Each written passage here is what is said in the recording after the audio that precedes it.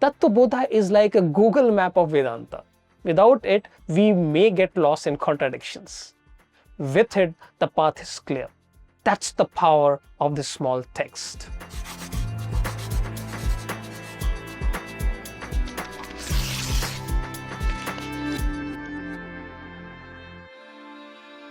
When people first read Bhagavad Gita, they often tell me, Atman seems to mean different things.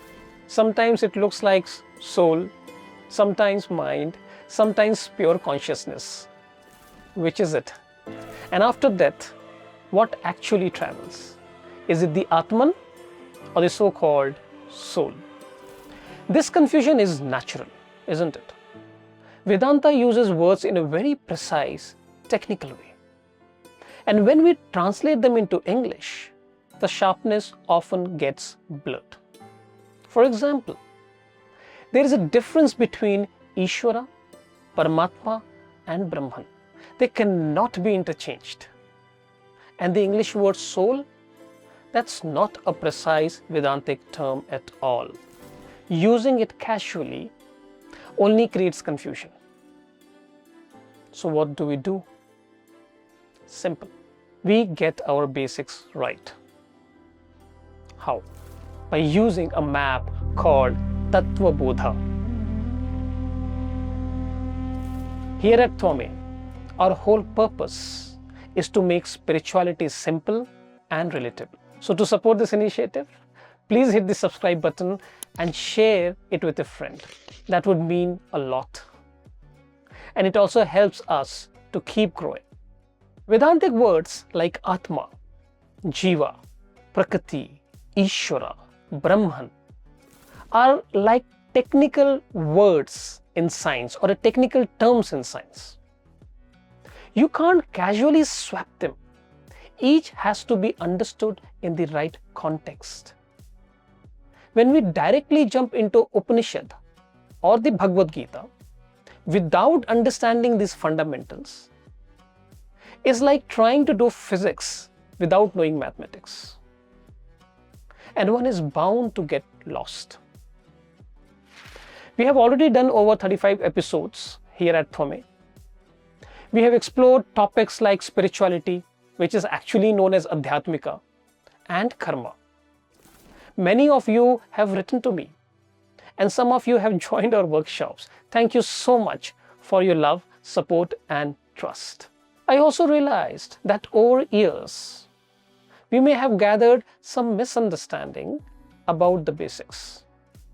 This is natural. Vedanta is vast and different teachers explain in different ways. So I thought, why not create a series that takes us back to fundamentals? That's where Tattva Bodha comes in. And don't worry, the Q&A format, the question and answer format will return soon. For now, tell me what you think about this new initiative. Your feedback matters. What is Tattva Bodha? So far we have understood that Tattva Bodha is a map, a guide into the truth revealed by Upanishads. But is it another Upanishad? No. It's Prakaraṇa Grantha. Now what's that? See, the Vedas and Upanishads often speak in mantras and in symbols. It's beautiful, but not always easy to grasp directly. A Prakaraṇa Grantha takes those eternal truths and present them step by step, systematic, clear, and relevant to a particular generation. See, each generation has its own systems, its experiences, its lifestyle, its lingo. A word like mouse would meant only an animal, say, 100 years ago. But today, you have to say clearly, is it an animal or the computer mouse? So it's not about the meaning. It's about meaning in the correct context. And that's why these granthas are so important. They make our understanding of these beautiful texts relatable. And Tattva Bodha is one of the most important among them. Now, what does this word Tattva Bodha mean? Bodha means knowledge. And Tattva comes from two parts, Tat and Tva. Tat means that. that ultimate reality. And Tva means the essence, the ness of something. Now you may wonder, what do you mean by essence? See, essence is what remains unchanged behind all appearances. See, if you look at a bangle, a chain, a ring, they all look different. But their essence is gold. The forms will change, but the essence, the gold, remains always the same. So Tattva Bodha literally means knowledge of the essence of that ultimate reality. Why is it important? Imagine a child who doesn't know what a movie is. You take him into a theater after the movie has started. What happens? He takes the characters for real because he can't see the screen on which everything is getting projected. And when he takes the characters as real, he feels scared and anxious. All because he doesn't know it's a projection on the screen. Are we also like that child?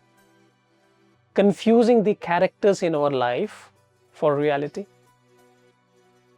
Taking our roles, our stories, our dramas as ultimate truth? And because of that, do we go through fear, anxiety, and suffering? Maybe we are even chasing things that don't exist, like a mirage. It appears but doesn't truly exist. And what happens when you chase a mirage? The closer you run, the further it goes.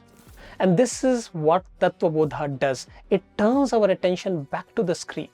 1. It points us to who we truly are. 2.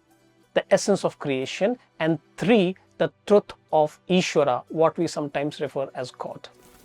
Now, who wrote Tattva Bodha? Traditionally, it is ascribed to Adi Shankaracharya, but some suggest it may have been composed later by a disciple of Vasudevendra Saraswati in the Advait lineage. So the exact authorship is uncertain. But what really matters is the teaching shines with clarity. Whether the master himself wrote it or a disciple penned it down, the essence remains the same. And here at Tvame, we are not going to treat this as a dry philosophy. Our mission has always been spirituality made simple. We will focus on two things. First, clearing the confusions, and second, seeing how this clarity helps us in our daily life. And if you have been following us, you know already that everything is about practical application, not an abstract theory. Now you will wonder, what does this text cover? It's a very methodical, broadly classified into 5 sections, step by step. The first section covers how do you prepare yourself as a seeker. The second, know yourself. The third, know the universe, the total, the samasti. Fourth, realize the oneness with the individual and total, aikya. And finally, jnanaphalam, the fruits of knowledge, which is freedom. And don't worry if this sounds abstract right now. We will go through it step by step. But do you see the larger picture? Tattva Bodha is like a Google map of Vedanta. Without it, we may get lost in contradictions. With it, the path is clear. That's the power of this small text. In the next episode, we will explore the benefits of this knowledge, not in theory, but how it shows up in your everyday life. And if you would like to go deeper, at Tvame we conduct live workshops where we explore the essence of Upanishads and learn how to apply them in our daily lives. The link is in the description below. I would love to see you there. Go ahead and register yourself. So let's take this journey together, step by step. And please support this initiative by subscribing and sharing, and help us reach many more seekers. Let there be grace. Thank you.